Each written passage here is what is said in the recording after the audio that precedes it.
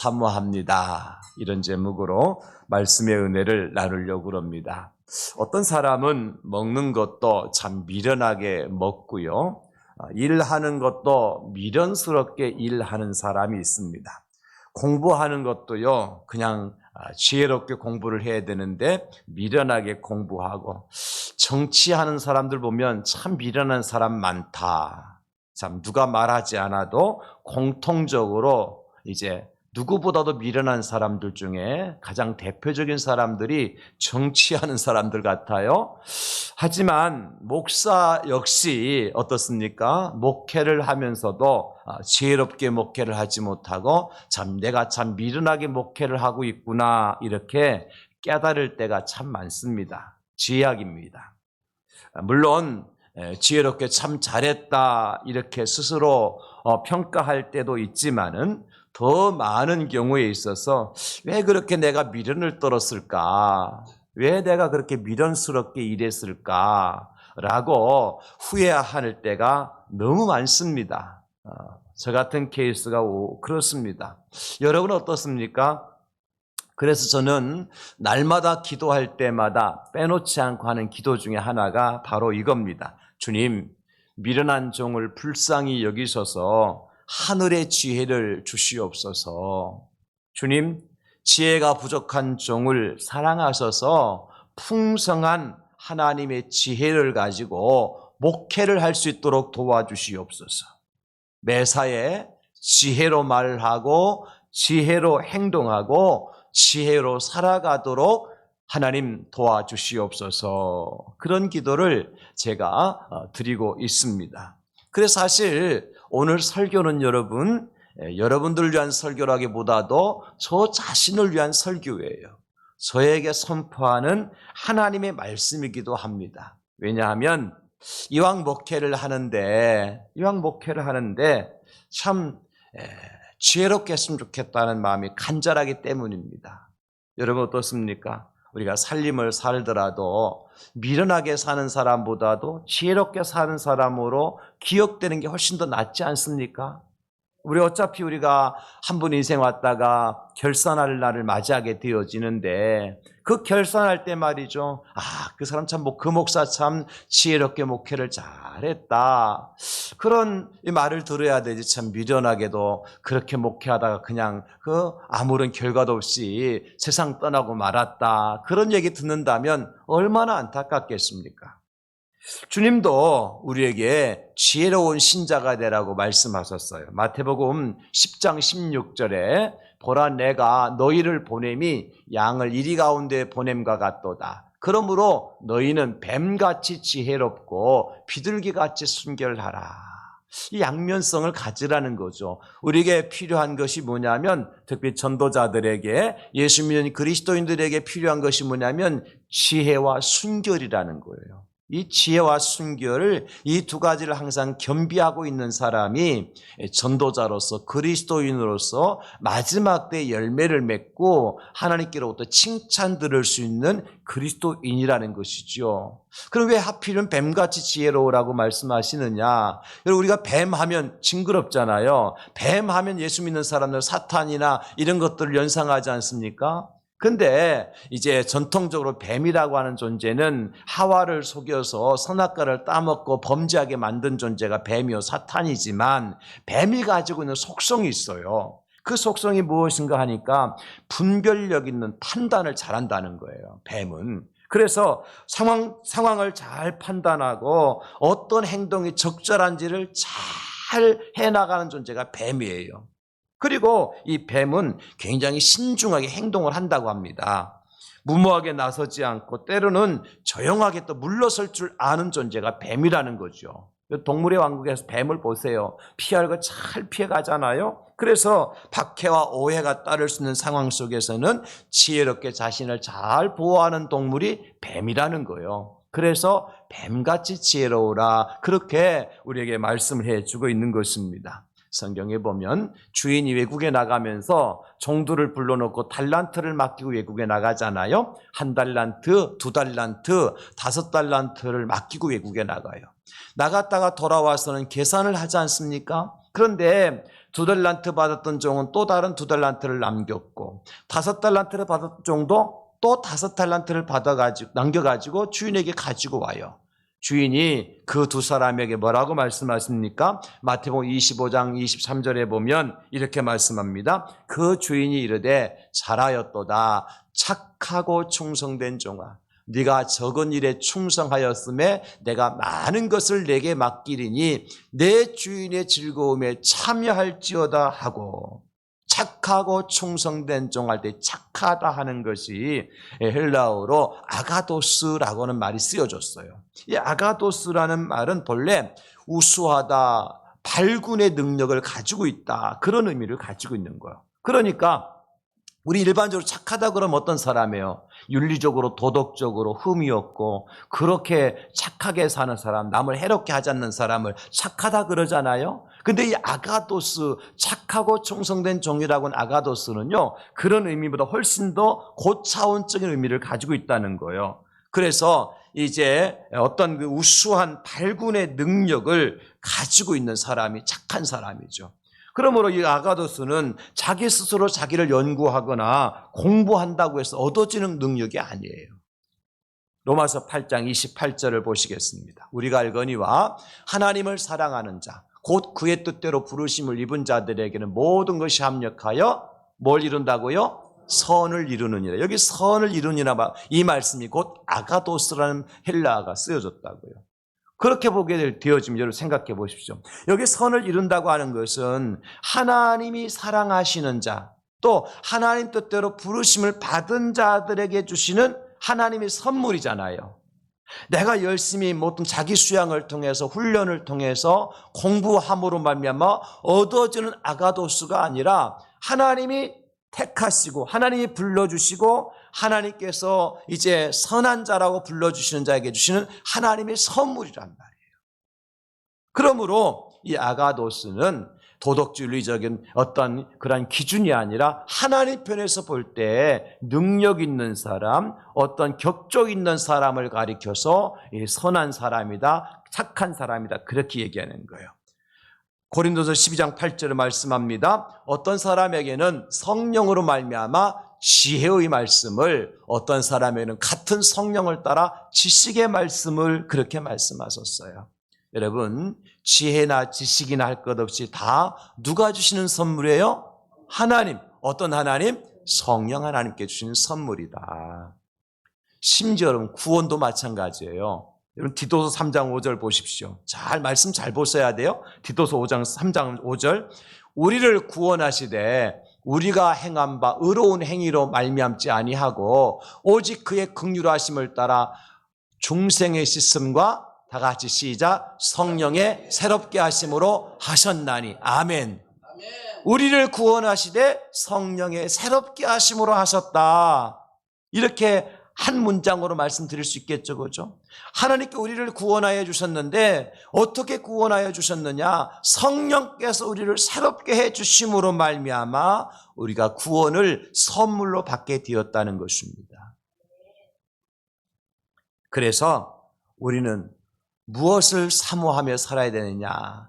지혜의 성령님을 사모해야 구원의 은총을 누릴 수가 있고 선한 일에 열심을 낼 수가 있고 구원의 하나님을 만날 수가 있는 것입니다. 그래서 오늘 설교의 제목이 지혜의 성령님을 사모합니다. 여러분 모두가 지혜의 성령님을 사모하고 만나고 그 성령께서 여러분이 각자에게 지혜를 주셔서 하나님의 구원의 은총을 누리며 선한 열매를 많이 거두고 살아가시는 우리 성도님들 다 되실 수 있기를 예수님의 이름으로 축원합니다. 그러면 우리가 간절히 구하여 지혜의 성령을 선물로 받으면 어떤 유익이 있느냐? 첫째는 영적 분별력이 생긴다는 겁니다. 영적 분별력을 생겨요. 여러분, 지혜의 성령께서 우리 하나님의 선하시고 기뻐하시고 온전하신 뜻이 무엇인지 분별할 수 있는 능력을 주시는 분이 바로 성령님이십니다. 참된 것과 거짓된 것을 분별할 수 있는 능력을 주시는 분이 성령님이시라고요. 로마서 12장 2절입니다. 너희는 이 세대를 본받지 말고 오직 마음을 새롭게 함으로 변화를 받아 다 같이 하나님의 선하시고 기뻐하시고 온전하신 뜻이 무엇인지 분별하도록 하라. 아멘. 이 분별력 있는 삶, 뭐가 옳고 그른지를 알아야 되는데, 뭐가 선하고 악한지를 알아야 되는데, 우리가 무엇인가를 선택하고 일을 진행해 나갈 때 반드시 그 선택하고 결정한 것에 대한 결과의 책임은 내가 지게끔 되어 있잖아요. 그러니까 내가 처음부터 잘못 선택하고 잘못 결정함으로 말미암아 좋지 않은 결과를 내가 가져올 때 누구 탓을 하겠습니까? 내 선택의 문제고 내 결정의 문제잖아요. 그리고 내가 선택하기 전에 결정하기 전에 바른 선택과 결정을 하도록 능력을 주시는 분이 계시는데 그분이 성령 하나님이시다. 이 시대를 살아가는 사람들에게 참으로 안타까운 사실이 하나 있습니다. 그게 뭐냐면 마태복음 16장 3절에 예수님께서 말씀하셨어요. 아침에 하늘이 붉고 흐리면 오늘은 날이 굳겠다 하나니 너희가 날씨는 분별할 줄 알면서 시대의 표적은 분별할 수 없으나. 여러분, 우리가 아침에 일어나서 찌뿌둥하고 몸이 찌끈찌끈 아프면 오늘 비가 오겠네, 몸이 말해주잖아요. 연세 드신 분들 다 그런 경험하셨잖아, 그죠? 응? 오늘 날이 좋을지 안 좋을지 삭신이 욱신욱신 쑤시면 비가 오겠구나, 날이 굳겠구나, 그건 알면서도 지금 이 시대가 어떤 때인지 영적으로 분별하지 못하고 살아가는 것이 참으로 안타깝다는 거예요. 일기예보를 보십시오. 여러분, 태풍이 어디에서 어느 정도의 그 태풍의 힘을 가지고 시작되는지, 장마가 언제 어디부터 시작되는지 일기예보를 통해 다 알잖아요. 요즘에는 일기예보가 거의 정확한 것 같아요. 시간까지도 맞춰낼 때가 많습니다. 왜냐하면 최첨단 컴퓨터와 그리고 엄청난 데이터를 통해서 모든 것을 예측해내기 때문에 그런 거예요. 그런데 그렇게 엄청난 과학 문명, 최첨단 시대, AI 체포 시대를 살아가면서도 우리가 이 시대에 하나님의 마음, 하나님의 뜻을 분별하지 못하고 살아가는 그것이 가장 안타까운 현실이라는 거예요. 성경에 보니까 이스라엘 남북 분단이 되어졌을 때 남쪽 유다에 젊은 선지자 하나, 하나님의 사람으로 기록되어졌는데요. 그 하나님의 사람이 저 북쪽 베델로 올라가고 있었어요. 그 소식을 전해드는 북쪽의 늙은 선지자가 그 하나님의 사람을 찾아가죠. 만나서 당신 여기까지 왔는데 얼마나 고생했느냐고, 우리 집에 가서 떡이라도 먹고 음료라도 마시고 쉬었다 가라고 그렇게 권면을 합니다. 근데 그 하나님의 사람이 그렇게 할 수 없었어요. 왜냐하면 성경에 보면 열왕기상 13장 7절에 여호와의 말씀이 내게 이르시기를 네가 거기서 떡도 먹지 말고 물도 마시지 말며 또 네가 오던 길로 되돌아가지도 말라 하셨음이로다. 여러분, 그러니까 하나님께서 이 선자에게 절대로 떡도 먹지 말고 물도 마시지 말고 왔던 길 되돌아가지 말라고 말씀하셨다고. 그러니까 이 베델의 늙은 선자가 뭐라 그러냐면 나도 하나님의 선지자다, 나도 하나님 말씀 들었다. 그런데 하나님께서 내게 말씀하시기를 네가 우리 집에 와서 떡도 먹고 물도 마시고 쉬었다 가라고 하시더라. 이 거짓말을 하는 거예요. 그런데 이 젊은 유대의 선지자가, 하나님의 사람이 그 상황을 판단하지 못하고 구별하지 못하고 그만 그를 따라갑니다. 그 늙은 선자를 따라가서 그 집에 들어가 떡도 먹고 물도 마시고 하루 쉬었다가 출발해서 가요. 그런데 가다가 뭘 만나느냐 하면 무서운 사자를 만납니다. 사자가 그를 물어 죽입니다. 무엇 때문에 그런 엄청난 일이 생겼어요? 내가 지금 어떤 상황 속에 어떤 일을 해야 되는지 판단하지 못하고 구별하지 못했기 때문에 사자에 물려 죽임을 당한 선지자가 되었다는 겁니다. 여러분, 그런가 하면 우리가 잘 아는 지혜의 왕하면 솔로몬 아닙니까? 그 솔로몬 왕의 아들이 르호보암이죠. 르호보암이 왕이 되었을 때에 어떻게 합니까? 많은 국민들이 백성들이 찾아와서는 당신의 선대왕이 너무 우리에게 무거운 짐을 주어줘서 우리가 힘들었으니까 이제 왕궁도 지었고 성전도 지었으니까 우리에게 짐을 좀 가볍게 해주시면 안 되겠느냐고. 그러니까 이 르호보암이 어떻게 해요? 이제 나에게 3일 말미를 달라 그래가지고 솔로몬 당신 아버지 왕 때에 솔로몬 왕을 섬겼던 연륜이 많은 원로들에게 찾아가잖아요.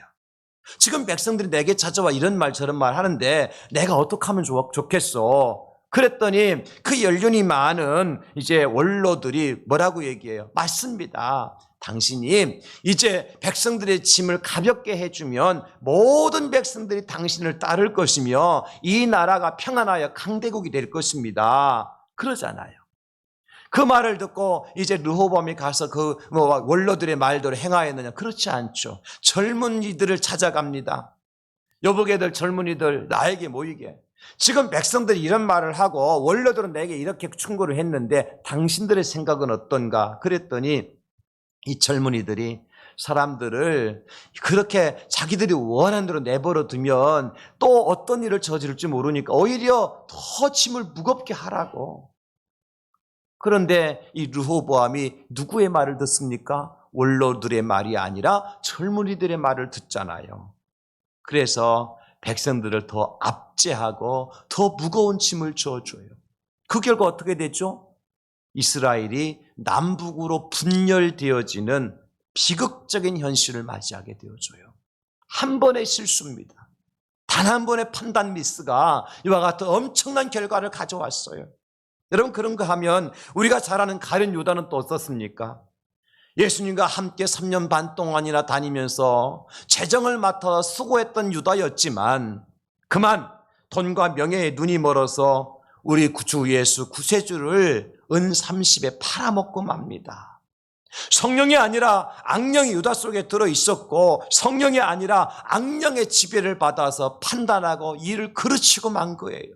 그때 예수님은 이렇게 말씀하십니다. 마가복음 14장 21절에 인자는 자기에 대하여 기록된 대로 가거니와 인자를 파는 그 사람에게는 가룟 유다에게는 화가 있으리로다. 그 사람은 가룟 유다는 차라리 나지 아니하였더라면 자기에게 좋을 뻔하였느니라 하시니라. 단 한 번의 판단 미스예요. 분별력에 없는 이제 결정을 내림으로 말미암아 당신의 스승을 은 30에 팔아먹고 차라리 이 세상에 태어나지 않았더라면 좋을 뻔한 존재가 되고 말았어요. 여러분 이것이 우리가 어떻게 분별하고 어떻게 판단하느냐에 따라서 결정될 일이라는 것이에요. 한번 잘못 판단하고 잘못 결정함으로 말미암아 스승을 팔아먹고 그리고 나라를 분열시켜버리고 그리고 사자에 물어뜯겨 죽임을 당하게 되어지는. 그러나 반대로 어떻습니까? 베드로를 보십시오. 요바에서 기도 중에 환상을 보죠. 하늘에서 보자기가 내려오는데 그 보자기 안에 각종 더러운 짐승들이 가득 차 있는 짐승들이 담아있는 보자기에 내려오면서 잡아먹으라는 음성이 들려와요. 베드로가 뭐라 그럽니까? 나는 못 잡아먹습니다. 지금까지 내가 한 번도 부정한 것을 먹은 적이 없는데 왜 그 부정한 짐승을 잡아먹으라고 합니까? 그렇게 하고 있는 찰나에 밖에서 녹화하는 소리가 들리잖아요. 바로 백부장 고넬료가 보낸 사람들이 도착한 거죠. 우리 주인 백부장이 당신을 모셔오라고 해서 우리가 왔나이다. 그러니까 아니 이방 나라의 백부장 그에게 내가 갈 수 없다고 생각하고 베드로가 가지 않으려고 그러죠. 그때에 어떤 음성이 들려옵니까?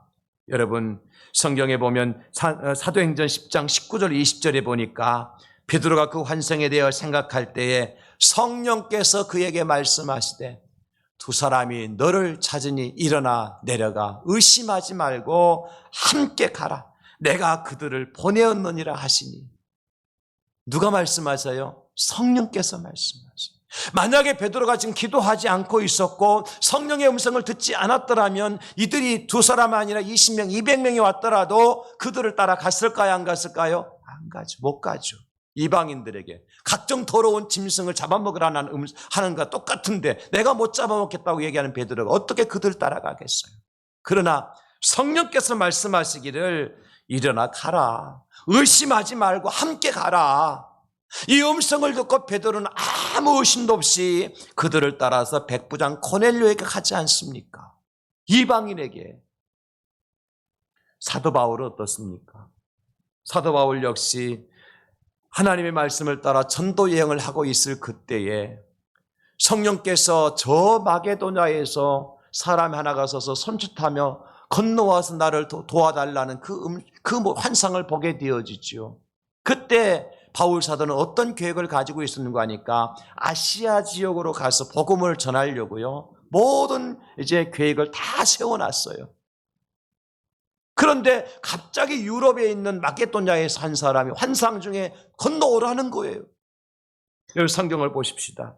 사도행전 16장 9절 말씀입니다. 밤에 환상이 바울에게 보이니 마게도냐 사람 하나가 서서 그에게 청하여 이르되 마게도냐로 건너와서 우리를 도우라 하거늘. 그 환상을 보고 바울이 어떻게 했느냐? 10절에 바울이 그 환상을 보았을 때 우리가 곧 마게도냐로 떠나기를 힘쓰니 이는 하나님이 저 사람들에게 복음을 전하라고 우리를 부르신 줄로 인정함이로라. 여러분, 바울이 그 환상을 보고 하나님께서 나는 지금 아시아 지역으로 가서 복음 전하고 교회를 세우려고 하는데 하나님께서 저 마게도냐로 가서 저 사람들을 구원하라고 하시는 하나님의 뜻이구나라고 생각하고 곧 일어나 떠나는 거예요. 여러분 보십시오. 바로 이 말씀 앞에 무슨 일이 있었느냐 하면 사도행전 16장 6절로 7절입니다. 성령이 아시아에서 말씀을 전하지 못하게 하시거늘 그들이 부르기아와 갈라디아 땅으로 다녀가 무시아 앞에 이르러 비두니아로 가고자 애쓰되 예수의 영이 허락하지 아니하시는지라. 예수의 영이 누구예요? 성령님이시잖아요. 우리는 성령님 하면서도 여전히 성령님의 음성을 듣고 성령님의 인도하심을 따라서 분별력 있는 삶을 사는 것이 아니라 여전히 내 욕심과 내 생각과 나의 가치관 가지고 내 자존심 가지고 살아가기 때문에 지혜 있는 사람이 아니라 미련한 사람의 자리에 남게 되는 것이죠. 사랑하는 성도 여러분, 이렇게 영적 분별력 있는 삶이 중요한 것입니다. 영적으로 분별력 없이 살아가면 가룟 유다처럼 스승을 팔아먹는 사람이 되고 르호보암처럼 나라와 국가를 분열시키는 사람이 되고 저 유다의 하나님의 사람처럼 사자에 물어뜯겨 죽임을 당하는 처지가 되고 맙니다. 저는 그래서 정말 이 시대에 우리에게 필요한 것은 성령 하나님이 주신 지혜다. 지혜. 그래야 살 수 있고 그래야 영적 분별력을 가지고 하나님의 마음을 기쁘시게 해드릴 수 있기 때문에 그렇습니다. 내가 해야 될지 해야 돼서는 안 될지 어떻게 판단합니까? 내 힘으로 판단이 되어집니까? 내가 유치원 때부터 배운 실력으로 가능합니까? 안 그렇습니다. 성령께서 지혜를 주셔야만 가능하다는 거예요.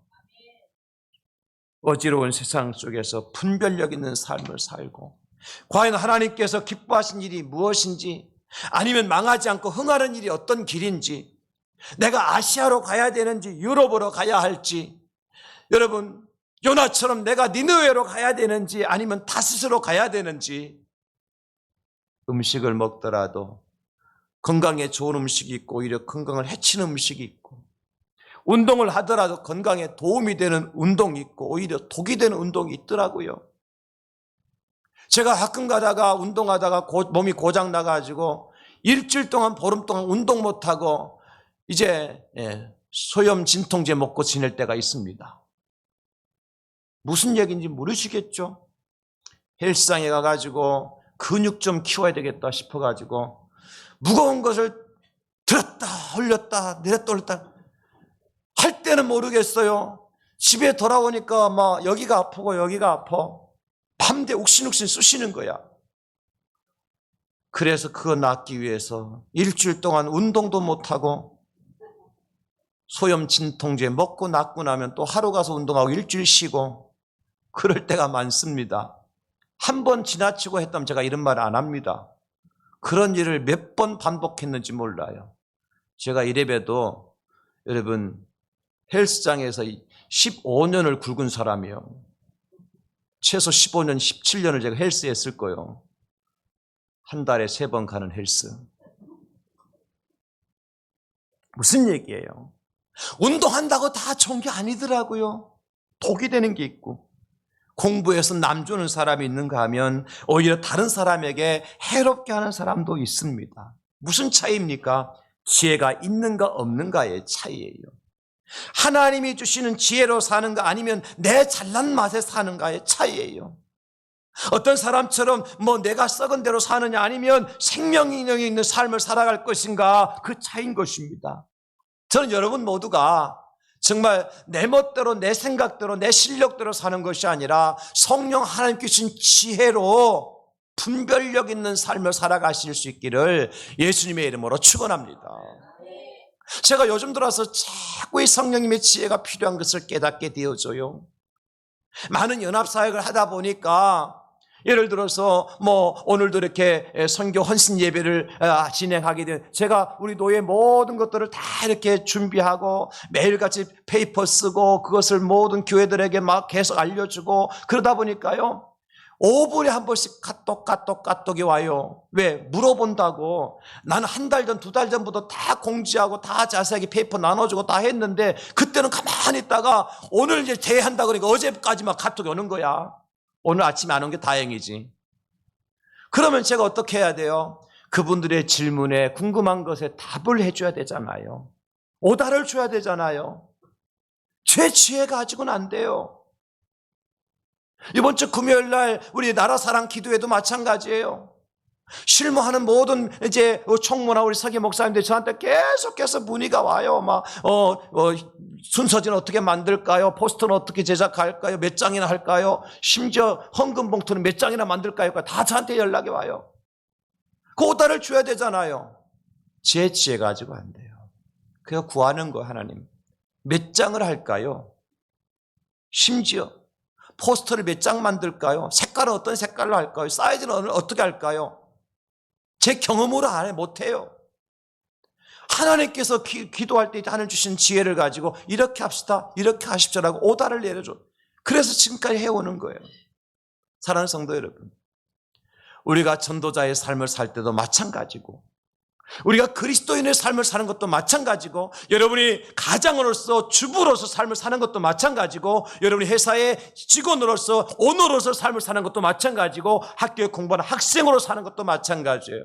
내 힘만 의지할 때는 패할 수밖에 없지만 하나님의 성령이 주신 지혜를 가지고 살아갈 때는 승리하게 될 줄 믿으시고, 그 하나님이 주신 성령이 주신 지혜로 분별력 있는 삶을 살아가시는 우리 성도님 될 수 있기를 예수님의 이름으로 축원합니다. 두 번째, 우리가 지혜의 성령을 사모해야 되는 이유가 뭐냐? 하나님의 일에 능력 있게 쓰임받기 위해서 그렇습니다. 경기장에 11명의 축구선수가 열심히 필드에서 뛰지만은 어떤 선수는 능력 있는 선수로 인정이 받아서 국가대표로 발탁이 되어지지만 평생 축구를 하더라도 한 번도 사람들 인정받지 못하고 그냥 그 자리만 지키는 사람이 있을 수 있습니다. 우승을 했을 때 우승컵을 높이 올려두는 사람이 있지만 그 옆에서 사진만 찰칵 찍고 가는 사람이 있습니다. 있어요, 없어요? 있다고요. 다 능력 있는 사람이 아니에요. 성경은 우리 예수님 말씀하십니다. 마태복음 24장 45절에 충성되고 지혜 있는 종이 되어 주인에게 그 집 사람들을 맡아 때를 따라 양식을 나눠줄 자가 누구냐? 충성되고 지혜 있는 종만이 주인에게 쓰임받을 수 있다.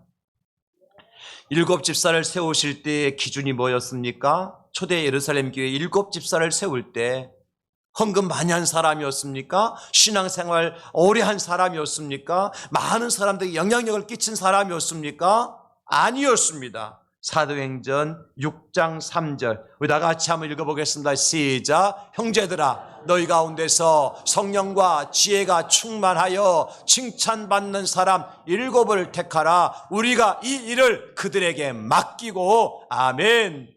여러분, 교회의 일을 맡을 자들은 어떤 사람이냐? 성령과 지혜가 충만하여 칭찬 듣는 사람이다. 성경적 관점에서 보는 이제 사람을 세우는 기준이에요. 그 오늘날 교회에서는 이런 기준이 아니라 얼마나 헌금을 많이 했느냐, 얼마나 교회 생활을 오래 했느냐, 얼마나 교회 영향력을 많이 가지고 있느냐, 그런 사람을 투표해서 이제 일꾼을 뽑기 때문에 때로는 그것이 문제가 될 때도 있는 거요. 우리 교회는 앞으로 일꾼을 세우든 직원을 세우든 어떤 사람을 세우든지 간에 어떤 사람을 기준으로 삼아야 되는 거 아니까 성령과 지혜가 충만한 사람인가, 칭찬받는 사람인가, 이것이 제1의 기준이 될 수 있기를 예수님의 이름으로 축원합니다. 이게 첫 번째 기준이 돼야 돼요. 성령과 지혜가 충만한 사람. 그 사람 중에 한 사람이 누구냐? 스테판이라고 하는 집사님이었어요. 사도행전 6장 8절로 10절. 스테반이 은혜와 권능에 충만하여 큰 기사와 표적을 민간에 행하니 이른바 자유민들, 즉 구레네인 알렉산드리아인 길리기아와 아시아에서 온 사람들의 회당에서 어떤 자들이 일어나 스테반과 더불어 논쟁할세 스테반이 지혜와 성령으로 말함을 그들이 능히 당하지 못하더라. 지혜와 성령으로 말하니까 세계 각국에서 어떤 유명한 사람들, 철학자들도 종교인들도 스테반을 이기지 못하더라. 무슨 얘기예요? 성령과 지혜로 모든 사람을 물리치고 능력 있게 사명을 감당했다는 것입니다. 느부갓네살이 왕이 꿈을 꾸었어요. 그리고 난다 그 꿈에 대해 궁금한데 사람들을 불러왔는데 아무 대답하지 못했는데 다니엘이 이제 왕 앞에 서게 됩니다. 그때 느부갓네살 왕이 다니엘에 대해서 이렇게 말하더라고요. 다니엘 4장 9절입니다. 박수장 벨드사살이 다니엘입니다. 벨드사살을 다니엘아, 내 안에는 거룩한 신들의 영이 있은즉, 거룩한 신이 누구예요? 성령이시죠. 어떤 은밀한 것이라 내게는 어려울 것이 없는 줄을 내가 아노니, 너에게는 어떤 어려운 문제도 해결하지 못할 일이 없다. 모든 일을 능력 있게 행하는 거요. 다니엘 속에 누가 계셨기 때문에? 지혜의 영이신 성령이 계셨기 때문에 느부갓네살도 알지 못하는 꿈을 알게 하시고 그 바벨론의 어떤 박수들도 다 해결하지 못한 문제를 다니엘이 다 해결해 주셨어요. 이게 성령의 지혜를 가진 자에게 준 하나님의 축복 아닙니까, 여러분? 사도 바울이 놀라운 전도자였잖아요. 바울처럼 주의 사도들, 제자들 중에서 전도를 그렇게 열심히, 그렇게 전도를 이제 생명같이 이겼던 사람이 누가 있습니까? 바울이 최고 아닙니까? 근데 바울이 어떻게 전도했습니까? 고린도전서 2장 4절과 5절. 내 말과 내 전도함이 설득력 있는 지혜의 말로 하지 아니하고, 여기 설득력 있는 바로 뒤에 사람이라는 말을 넣으면 좋겠어요. 설득력 있는 사람의 지혜의 말로 하지 아니하고 다만 성령의 나타나심과 능력으로 하여 너의 믿음에 사람의 지혜 있지 않고 다만 하나님 능력이 있게 하려 하였노라. 바울이 뭐 가지고 전도했어요? 성령의 나타나심과 능력으로, 성령이 주시는 지혜로, 성령이 주시는 권능으로 전도하니까 그 어떤 사람도 바울 앞에 다 무릎을 꿇게 되는 겁니다. 사랑하는 우리 성도님들, 말씀 마무리합니다. 우리가 제대로 쓰임받기를 원한다면, 일하고 칭찬 듣기를 바란다면 누구의 지혜를 받아야 돼요? 성령의 지혜를 받아야 돼요. 그러면 이 성령의 지혜를 어떻게 받을 수 있느냐? 오늘 본문 5절에 그 해답을 말씀해 주고 있잖아요. 5절 말씀 성경 보십시오. 야고보서 1장 5절 다 같이 시작. 너희 중에 누구든지 지혜가 부족하거든 모든 사람에게 후히 주시고 꾸짖지 아니하시는 하나님께 구하라. 그리하면 주시리라. 아멘. 구하라. 그리하면 주시리라. 여러분, 누가복음 11장 13절 말씀하고 있잖아요. 너희가 악할지라도 좋은 것을 자식에게 줄 줄 알거든 하물며 너희 하늘 아버지께서 구하는 자에게 성령을 주시지 않겠느냐 하시니라. 사랑하는 성도 여러분, 구하면 주신다고 하니까 얼마나 감사한 일이요. 돈 가지고 와라, 내가 성령의 지혜 줄게, 그렇게 안 하셨다고요. 대학원 박사학위 가지고 와라, 내가 성령의 지혜 줄게, 그렇게 말씀하지 않으셨다고요. 네 아버지가 도지사냐 구청장이냐 그 증 가지고 와라. 내가 성령에 취해 줄게. 그렇게 말씀하시지 않으셨다고요? 뭐 하는 자에게 주시겠다고요? 구하는 자에게 성령을 주시지 않겠느냐? 이게 하나님의 은혜요. 나는 배운 것이 부족하지만, 나는 가진 것이 부족하지만 그럼에도 불구하고 구하면 주신다고 하니까 얼마나 큰 은혜입니까, 여러분? 구하되 우리가 어떻게 구할까? 6절에 오직 믿음으로 구하고 조금도 의심하지 말라. 의심하는 자는 마치 바람에 밀려 요동하는 바닷물결 같으니 이런 사람은 무엇이든지 주께 얻기를 생각하지도 말아라. 믿음으로 구하라. 저를 따라서 선포합시다. 하나님 아버지, 내게도 성령의 지혜가 필요합니다. 성령의 지혜를 주시옵소서. 성령의 하나님을 사모합니다. 기도하겠습니다. 하나님 아버지, 우리 대양절개 모든 성도들이